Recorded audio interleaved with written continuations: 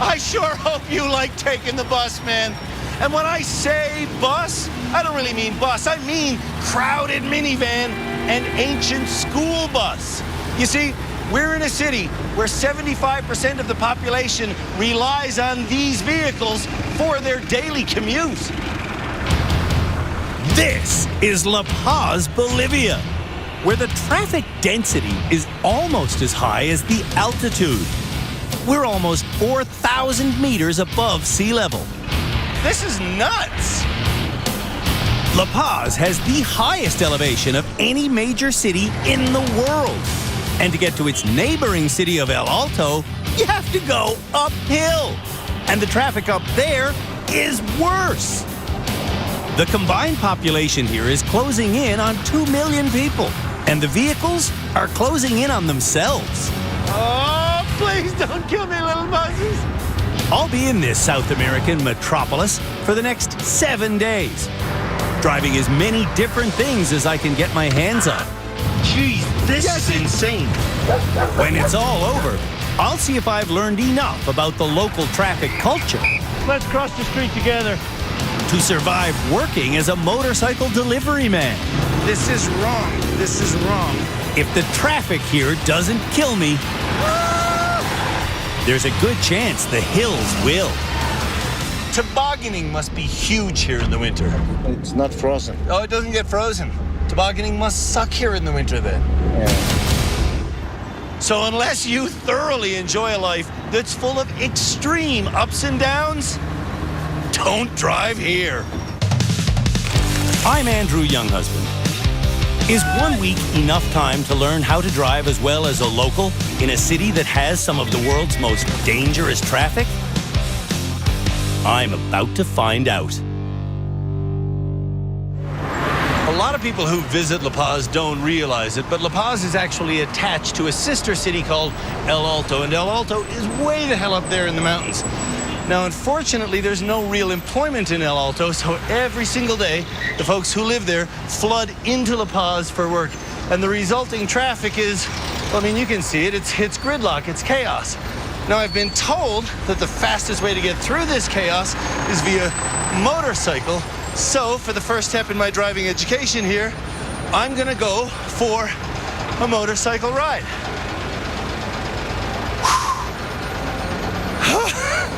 If the altitude doesn't kill me first. At this altitude, there's only 63% of the oxygen there is at sea level. The man whose bike I'll be on the back of is Petin Melasini, a local architect who starts off by practically driving in the gutter. Yeah. And then he starts driving between the cars. Are you allowed as a motorcycle driver here to go between lanes of traffic? Yeah, You are? yeah. Okay. And then he tells me to watch out for the reckless local bus drivers. The small buses is the most dangerous, the smallest one. Speaking of smallest ones, it's time for me to get on the motorcycle that Petin picked up for me. Mine's tiny. Andrew, Yes, sir. I had a walk. You are? Yeah, I had a walk. I'm going to work. But we had you booked all day, all day, basically. No. I have no time. So, good luck. Yes. And nice to meet you. Nice Good to luck. meet you. Enjoy the city. Bye, Andrew. Yeah, ciao. Just like that, hey? Oh. Pulling into the traffic of this unknown city, Wow, I do not feel like I'm ready for this. I'm not ready for this without help.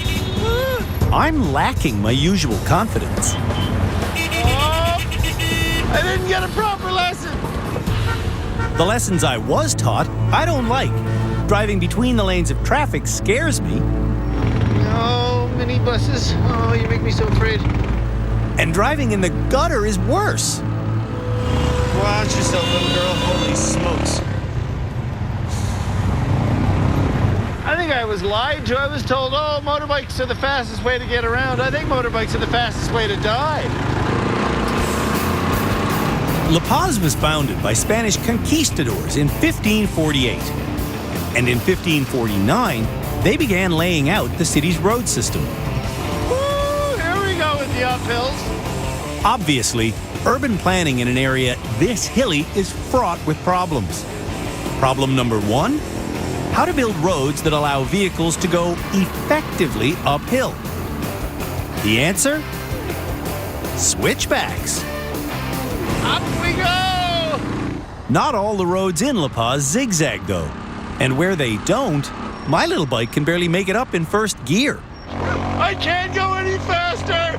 Get away from me! Leave me alone! What did I ever do to you? Ah! Sometimes when you don't know where you're going, Whee! you end up in the most amazing places. La Paz is certainly an amazing place, but it's also a dangerous one. Due to traffic accidents here, 3 people a week die. Yeah, well, here's okay actually, but don't drive there.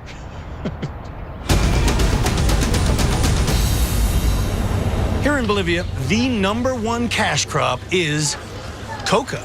Now, contrary to what you may believe, coca leaves are not cocaine. To become that, they have to go through a massive chemical process involving a whole bunch of other ingredients. Think of it like this. Grapes are not wine, and barley is not beer. For centuries, folks here have relied on coca. They drink it in tea, and they chew it, and it helps them get over altitude sickness. And so, for the next step in my automotive education here, what I'm going to do is I'm going to pick up a massive load of coca from a warehouse. Then I'm going to deliver it to a retail outlet like this one downtown. And believe you me, coca is everywhere in this city. It certainly is everywhere in this car, and Juan Carlos Cadero's in there too. He's a coca expert who never uses the seatbelt when he drives this machine. Look at that. The slot for it to go into is half the size of the thing. I don't use it, actually. You don't use it? No, I mean, how? Why? How? Why? Because it saves lives, Juan Carlos. Okay, we're off to the races. This is going to be a slow race. I've got 660 pounds of coca leaves, and a lot of them are pretty precariously tied to the roof.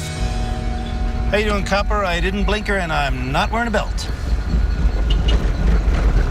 Welcome to La Paz.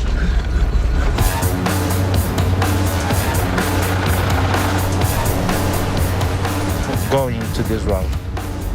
In here? Yes? But there's no room in here. What is in here Yoink. are roads that look like they haven't received any upkeep since they were first paved 100 years ago. Holy potholius. Oy, oy, oy. Go, go, go. There we go. Nothing to it. Nothing to see here, folks. Everything's fine. What I see around the next corner is traffic, traffic, traffic. This traffic is mesmerizing. People, cars, minibuses, microbuses, big buses. Ladies in wacky bowler hats, folks selling stuff, and meat on a stick. And on top of that, there's people carrying crates, people carrying electronics, and youngsters being carted around like cargo. Holy smoke-a-loody-doo-doos. And now that it's rush hour in the evening, all of the terrifying traffic is heading up the fear-inducing hills. Thankfully, there's a woman selling just what I need in the middle of the road. Ah, that's dos. Okay, gracias. I feel poo coming on. This hill is scaring the out of me.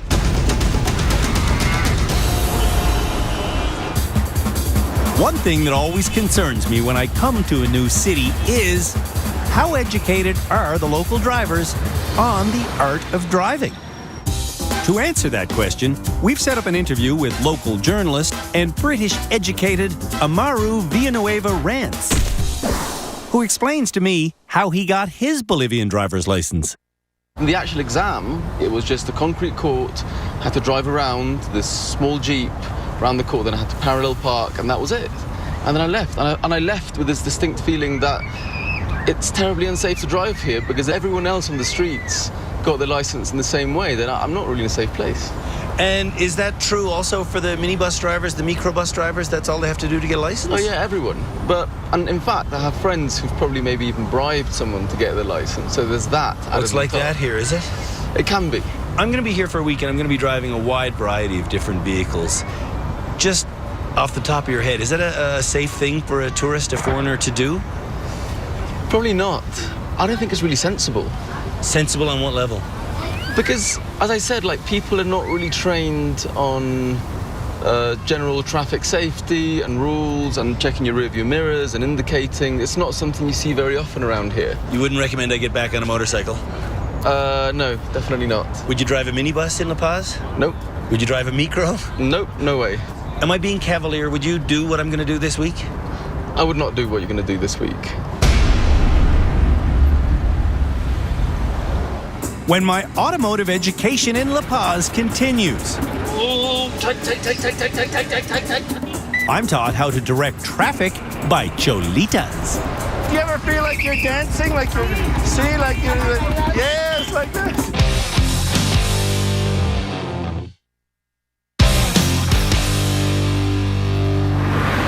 There are 30,000 privately owned buses in the twin cities of La Paz and El Alto.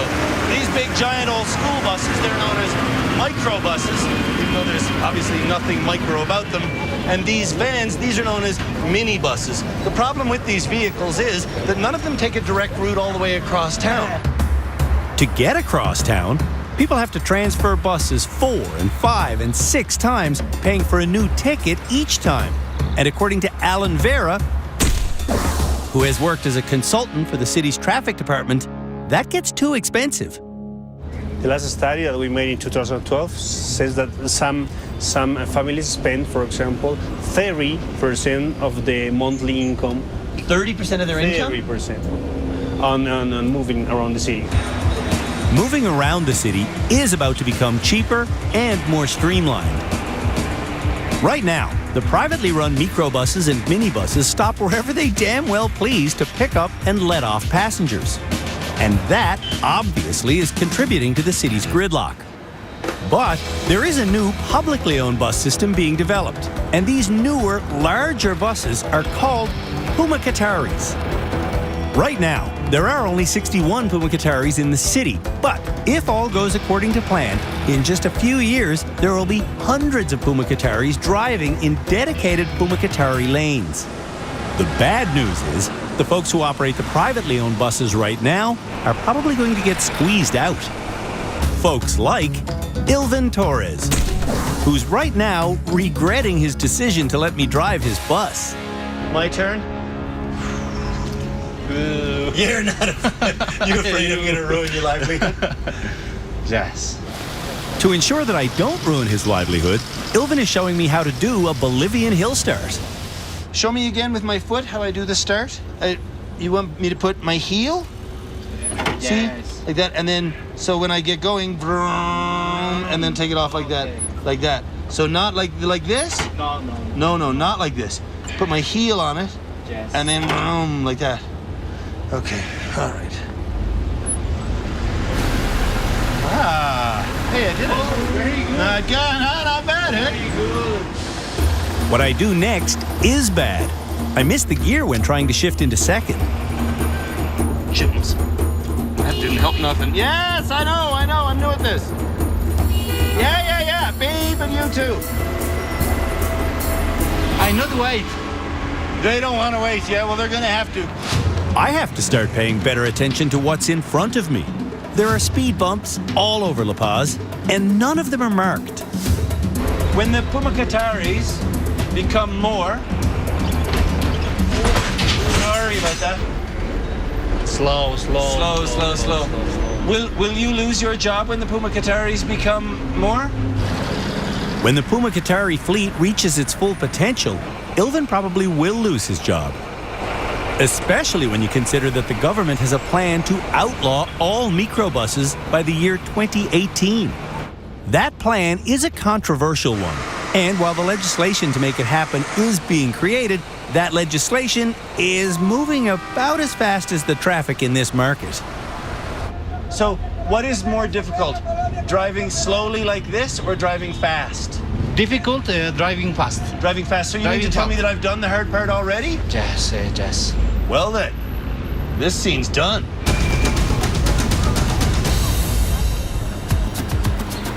Everywhere you turn in La Paz, you see cholitas. Cholitas are the indigenous women of Bolivia, and you can easily identify them by their traditional dress. Their outfits, which have become their ubiquitous look, started developing in the 1800s when they borrowed from the fashion sensibilities of the colonial men. These days, you see cholitas all over town, selling food, selling trinkets, and playing music. For the next step in my automotive education here, I'm going to hook up with a group of cholitas. I'm going to learn how it is they direct traffic. Oh, did I mention? Cholitas also direct traffic. The traffic directing team I'll be working with is headed up by Karen Quispe, who will now explain the intricacies of this job to me. So, what's going on here? It seems like just total mayhem. Sí, el tráfico es aquí muy grande, es muy conflictivo, la gente pasa, las movilidades pasan. Entonces yo quisiera explicarle un poco más de cómo podemos ordenar a la ciudad del alto. Okay. So, I don't understand anything you say, and I don't think you understand anything I say either. Sí, le vamos a explicarle ahora, miren. Okay, so show me what's going on here. What's going on here is pretty straightforward. The Cholitas' responsibility is to keep the traffic flowing. And to do that, they have some fairly obvious techniques. First, they point to where the traffic should go and they wave it through. Sí. Esta mano me pone así. Go like this. Muy bien. Okay. Y esta mano pone así. Así. Y hace avance. Avance. We got people to move. There's Sí. 300,000 vehicles in this city, and if you don't move, no one's going to get home on time. Come on, we're trying to cut the commute down to less than an hour and a half, folks. Let's keep this stuff moving. Second, they try to keep pedestrians off the road. There's too many people walking on the road. Sí. So we say a la acera. Jaywalking only became illegal here 2 years ago, and people still aren't used to using the sidewalk. We gotta back off, homespun. Yeah, there you go. Get out of the road. La acera, la acera. And thirdly, Alto. they check the minibuses to make sure their license allows them to be on this particular road. And he is okay? Yes. ¿Está bien? Okay. Advance. All in all, it's not a bad job, but it's not exactly a safe job either. Avance. Has a vehicle ever hit you? Sí.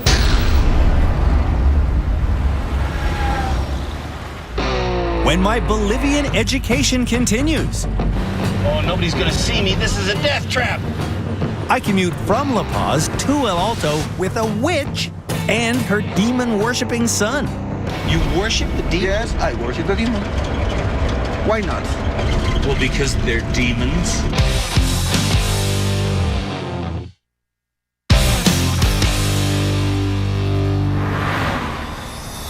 The traffic in La Paz, Bolivia is in such a constant state of gridlock, it takes many residents here over 4 hours a day to commute to and from work. But the federal government is about to unveil a high-flying project designed to get people out of their daily jams. The Teleferico! It's a gondola system that looks like one you might find on a ski hill. And when it opens later this year, this device will take thousands of people from La Paz to El Alto without even the remotest possibility of them getting stuck behind stationary buses. And the federal government employee responsible for this massive undertaking is Cesar Dockweiler, who's here today with his translator, Pablo Mueller. Próximos 5 años el espacio público va a ser insuficiente para la cantidad de vehículos que se van a mover en La Paz. Aquí en las ciudades tenemos limitaciones en el espacio público. Y este sistema utiliza muy poco espacio público para instalar. Necesitas 6 metros cuadrados para colocar las torres. That's it, 6 square meters for the towers. La intervención urbana es muy limitada. How many people can this move in an hour? ¿Cuánta gente gente puede ir en una hora? 6.000 pasajeros 6,000 por hora passengers por per cada hour una de nuestras líneas. for each 3.000 de line. subida, 3,000 up, 3.000 de bajada. 3,000 son going 6.000. down. That's Pero 6,000. estamos construyendo en este But we're momento building 3 three líneas. lines right Estamos now. en la How long from top to bottom? ¿Cuánto de tiempo aquí de hora hasta el hasta alto, arriba? 10 minutos. 10 minutes. If you were in a bus, how long would that route take? ¿Cuánto tomaría Bueno, esto? esto es impredecible. You can No sabes. tell. You Eso don't no know. te- To see if the Teleferico really will decrease people's traveling time, I'm going to conduct a little race. I'm going to meet a woman who owns a store here in downtown La Paz, and we're going to travel all the way to her home high up in the hills of El Alto, and we're going to do this twice. On one occasion, we're going to use her regular way of commuting, which is a minibus, and on the second trip, we're going to use the Teleferico. Whichever mode of transportation is fastest wins. The woman I'll be conducting this from work to home race with is Yvette Felipez, who will be accompanied by her son, Eddie. Yvette's journey home every day starts by walking to a busy downtown street where she catches a minibus. And on the walk with her today, I learned that Yvette is a witch. How many witches in La Paz and El Alto? ¿Cuántas brujas hay en La Paz en el Alto? Unas 300. Like 300. Was she born as a witch, or did she have to become one? She was born as a witch. Born as a witch, okay. Yeah. The folks at this crosswalk weren't born as zebras, but they're dressed like them now. What are these? The zebras. Zebras? What do you mean? What? Yeah, they help people. The zebras. They help people what? Close the street. Cross the street? Yeah. Really? Yeah. I want to do that. What I'm doing now, though, is riding the minibus. And my new witch friend has a warning for me. Never sleep in a microbus. Ah, sí, del Cari, sí. We just live in a micro. There is a demon called Cari. We just live in a micro. demon? A demon, yeah. Sí, cuando una persona se duerme, Ya. entonces es seguro que ya lo sacan a When gracia. you sleep, he's going to take your fat out. And then you're going to die. What? If the demon called Cari takes your fat, Takes the fat out of your fat body? out of your body, yeah. Like liposuction. Like that. But you're going to die after that. And that might happen if you fall asleep? Yeah. It doesn't happen when you sleep at home. It only happens if you sleep on a microbus. So, Pero honestly now, is Yeah. that just a story? Is that a legend, You or know, is it that... happens. It happens a lot. It happens a lot. Yeah. What if I just want to slim down and I take a little cat nap and he only steals a little bit of my Este fat es el and I wind up matadero like también. slim and trim? It's not going to happen like that, is it? You're going to die. I'm going to die. You're going to die, yeah. I'm going to die of boredom on this bus. We've hit the gridlock of El Alto. This one is the express. We're in the express lane? Yes, we are. We're stopped dead. In the morning it's worse. You have to walk in the morning because it's stuck, totally stuck. But we're totally stuck now and it's the afternoon. This is not even rush hour. No, it's normal here. This is normal? This is insane! It's just minibus after minibus after minibus after minibus after minibus after minibus after minibus after minibus Yeah. after minibus after minibus after minibus after minibus. Yeah, no, that's how it is. To make matters worse, you're subjected to juggling, performed by Hippies from Argentina. Hippies? Yeah. hippie sit-ins in the 1960s had more movement than this. And it's like this all day, every day. This is nuts. This is all I need to see. I now thoroughly understand why it takes Yvette more than 2 hours to get home. Now, I want to see how long it takes her to get home on the Teleferico. But first, we have to get to the Teleferico. So we once again walk to the downtown main street, but this time, instead of catching a minibus, Okay, let's go. I drive the minibus. The Teleferico promises to be a time saver, but only if you can get to the Teleferico station. You want to be... ¿Estás bien cómodo? Este not bien, no. No. I have to sit like this because I can't see over the visor. If I sit like this, I see absolutely nothing. So no, este not bien even in the slightest. Bolivians, we are short. Kinda short. The traffic's tight, and my driving is pure amateur hour, I'm not in gear. I'm not in gear, and I'm on the highway. Wicked. But we're able to make it to the Teleferico station in less than 15 minutes. This is it. This is it, yeah. Boom, that was quick. And the Teleferico station is the old train station. So this is a big day for you. Ah, yeah. This should be a fun ride. First Teleferico ride. Yeah. I feel so, Wow. whatever the word is, That's awesome. honored. All the people is going to be jealous. Oh yeah, everybody will be jealous. While an inner-city gondola system seems pretty novel to my North American sensibilities, the idea of a gondola is not unique in the world of mass transit. Systems like this Teleferico already exist in Colombia, in China, in Sweden, in dozens of countries. It's a fantastic way to move people around the city. Yeah, look at that view. All the houses. And in the future, you're probably going to see more of them because of how quickly they can be built. This entire system went into construction less than 2 years ago. And the view from it is something that Yvette calls the most beautiful thing she's ever seen. Sí, es lo más lindo Yes. que he visto, sí. It's the most beautiful that you ever seen. Wow. Leaving the Teleferico, we've got another new type of transport. Check it out. Have you ever seen one of these? No. Tuk-tuks are used all over the world, but here in Bolivia, there's only 2 of them. Watch yourself, dog. And the dealer who brought that pair in this month believes he's going to change traffic culture here. Look at all these guys thinking they're smart with their big vehicles. And I think he's right. Where the traffic is jammed up, I'm able to just go around it. You guys should also get a tiny vehicle, suckers. Sure, it is a little intimidating in intersections. One moment.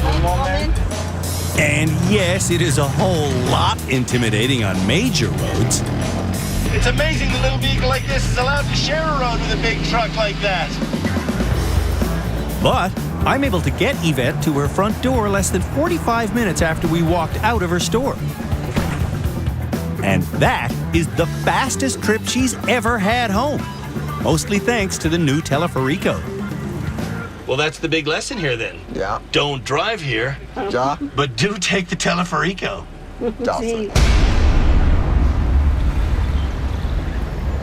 When my automotive education in La Paz and El Alto continues. Jeez, this is insane. I work at a zebra crossing dressed as a zebra. They tell me to look out for the children, but I think it's us older people that really deserve safety. Children, they're made of rubber.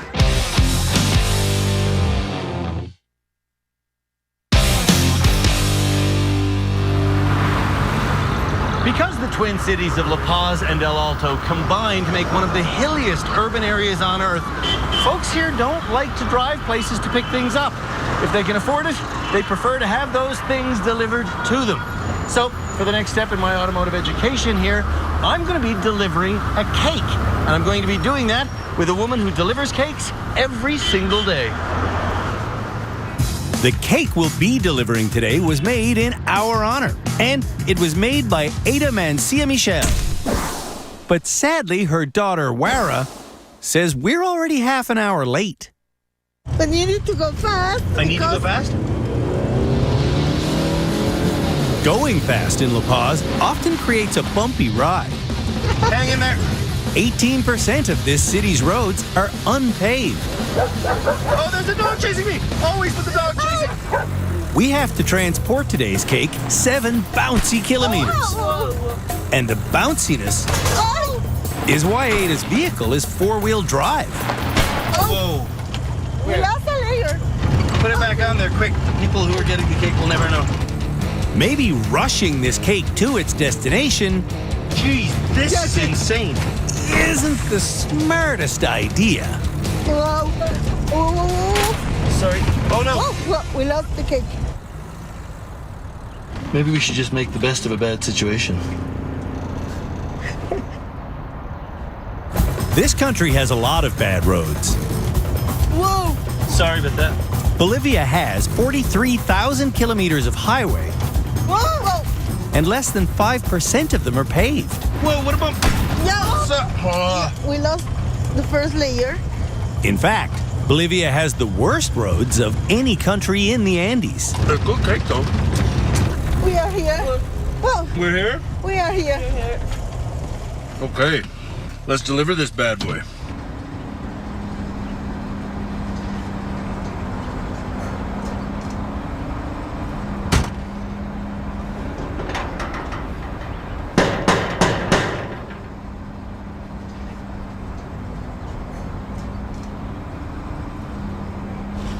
Hola, senor. Is this your cake?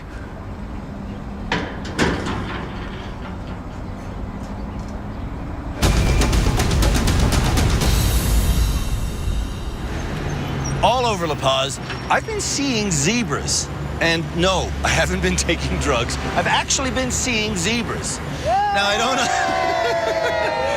don't understand exactly what it's all about, but I do know they're at every zebra crossing and they're supposedly keeping pedestrians safe. So, for the next step in my automotive education here, I'm going to find out what these zebras are really doing. Other than being incredibly weird. What they've been doing for the last 12 years is teaching children how to safely cross the street.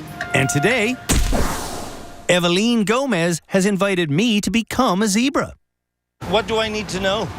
We work with body expressions. Yes. Because an expression teach many things. Right. Because if you go at the people and say, hello, how are you? Have a nice day. Other people smile. People smile. People so when smile. I become a zebra, I must be very big. I must be theatrical. Yeah. I have to be sort of like Richard Simmons and like, hello, everybody! Cross the road right here! That's exactly how I have to be. And one quick costume change later, I am undoubtedly the goofiest zebra on the planet. You need help crossing the street, don't you, little boy? Hey, give me your hand. But if you want to know the actual truth, Take my hand. I may be spreading the message of safe street crossing, You need help? Yes, you come with me, my honey. and I may be saving the lives of vulnerable children. We're gonna go across there, and we're not gonna get killed at all. But I'm terrified. This costume is dangerous. Have zebras ever been hit? I can't see a thing. Do you get worried that you cannot see? Evelyn should be worried. Watch out for the trucks! Practically every month, zebras are seriously injured when hit by passing cars. Oh, the cars! The cars are coming! Oh, no! When my Bolivian driving experience continues, I leave La Paz to explore the largest salt flat in the world. So salty. And I experience the country's infamous death road. Has anybody ever gone off the edge on one of your groups? Oh, yeah.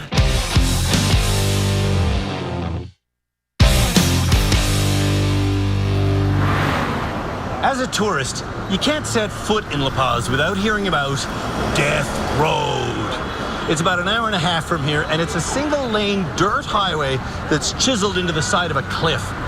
Back in the 1930s, when it was built by Paraguayan prisoners of war, it was the only way that you could get people and goods from this area to northern Bolivia. These days, though, barely any cars and trucks use it. However, thrill-seeking bicyclists flock here from around the world to have their excitement. So I figured, what the hell? While I'm here, I may as well have my brush with Death Road.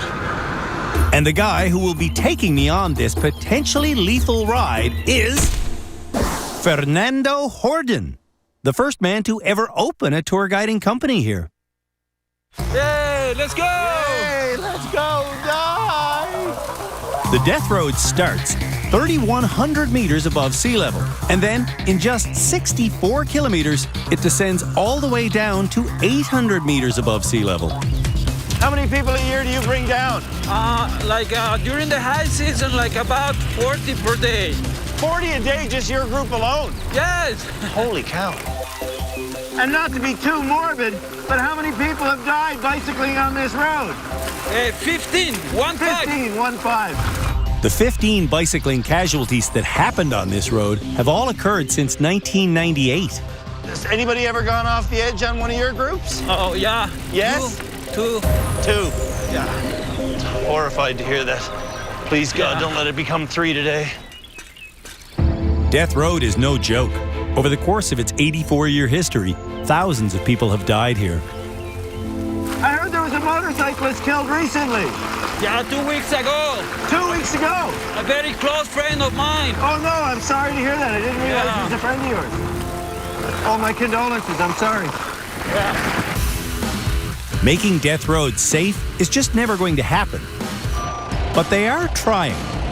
Tons of drainage pipe gets installed every year, and guardrails now exist on most corners. But becoming a statistic is still just a simple mistake away.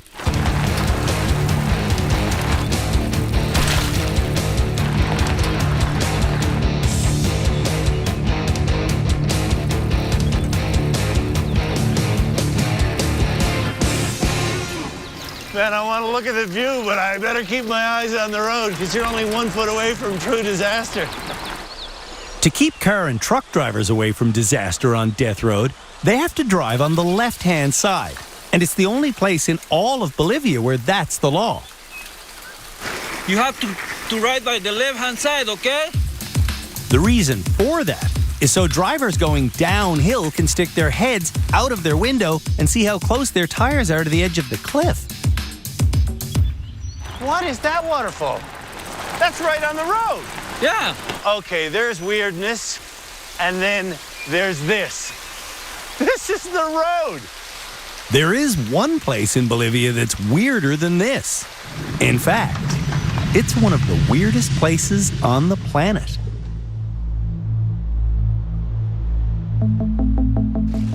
The Uyuni Salt Flats are 500 kilometers away from La Paz.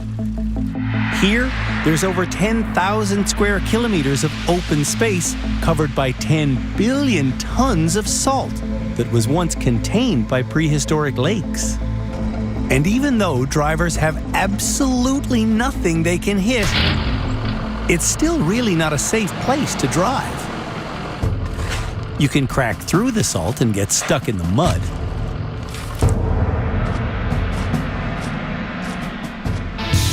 You can get covered in wet salt as it flies off your wheels. Driving in the Bolivian salt flats might seem like a good idea, but it's not. It's just too damn salty. And if you lose your bearings, you can get totally lost in the lonely middle of this place. And the elements will surely kill you.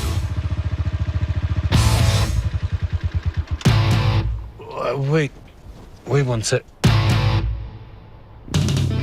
But if you are going to drive yourself to death, this is probably the prettiest place in the world to do it.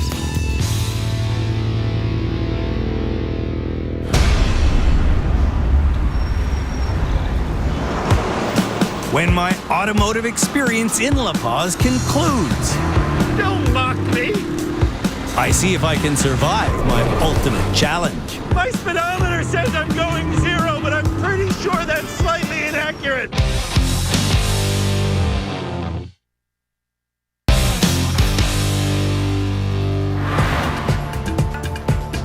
I've been in La Paz, Bolivia for 1 week. Welcome to La Paz. In that time, I've explored the city in as many different vehicles as I could get my hands on.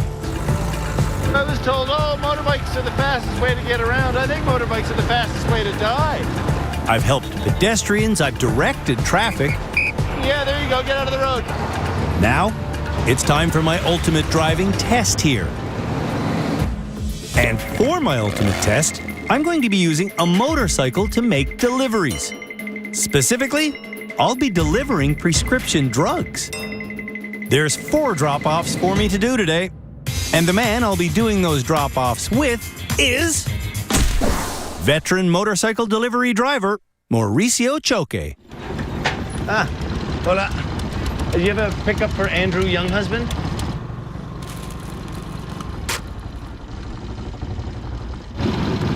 Gracias. And the address? Aquí. Okay. See, let's just hope I don't need prescription meds when this is all over, hey? Okay. Yes. Pain medication for the compound fracture in my head. Yeah. Let's go. Going with Mauricio is no easy task. Not only does he drive incredibly fast, Wait! he drives in parts of the road that I don't want to drive in. Right in the middle of the road like this, hey? Okay. Oh, an ambulance. How ironic. Really in the oncoming traffic lane? Oh, okay. And when he's not on the yellow lines, he's on the white dotted lines. Providing drugs to the people of La Paz post-haste. Wow, Nelly. If I'm going to keep up with this guy, I'm going to really have to raise my game and push the safety envelope. My speedometer says I'm going 0, but I'm pretty sure that's slightly inaccurate. Whoa, between the cars. Ah! Whoa! Hey. See, aquí? Yes. Woo! Let's get it out there. Let's go. Our first delivery is 6 kilometers from here, and that entire journey is uphill. And some of the inclines are so steep, This is all I got, baby. my bike is barely able to make it. Wow, I can barely rumble up this hill faster. When my bike is going fast enough, my reckless driving style is threatening to kill me. Ah!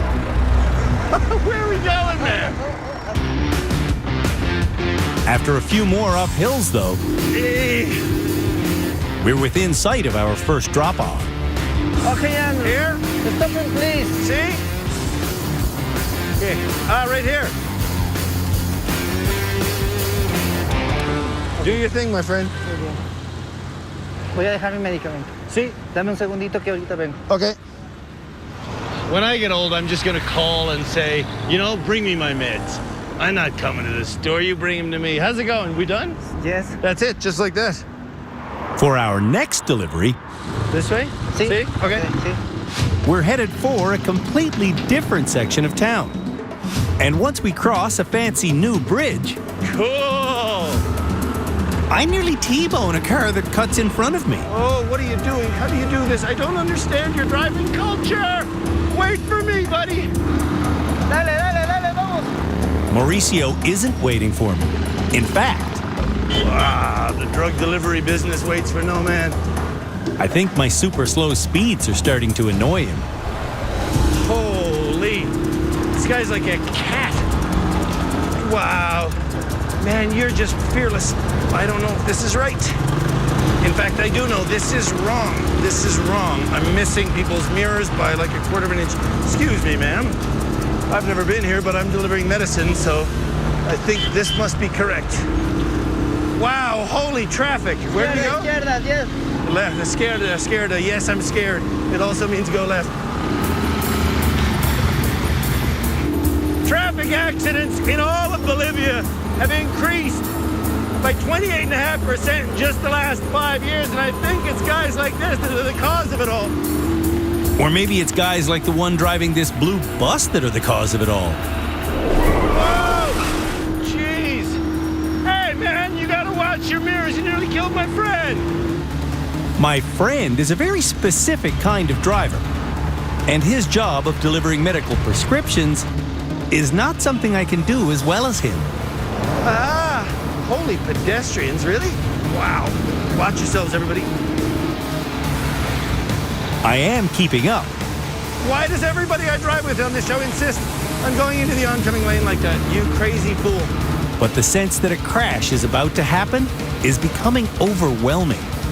Vámonos. Vámonos. I'm trying to vámonos, man. I really am. Just as I'm about to confess to him that it's official, If it's drugs that need to get there immediately, you just go out without me. I can't drive as well as a Bolivian professional. Whoa! a crash happens right in front of me. Hello. Oh. That could have been me. Imagine if that was me. Just like... Yeah, don't drive here. Take a tour of the factory floor to see how your favorite products come to life. Next, on How It's Made. Time is short, tensions are high, and relationships begin to fracture tomorrow on an all-new Bering Sea Gold Under the Ice. Timing is critical. Jamie attempts to rescue a passenger trapped and submerged in an icy river tomorrow on an all-new Highway Through Hell.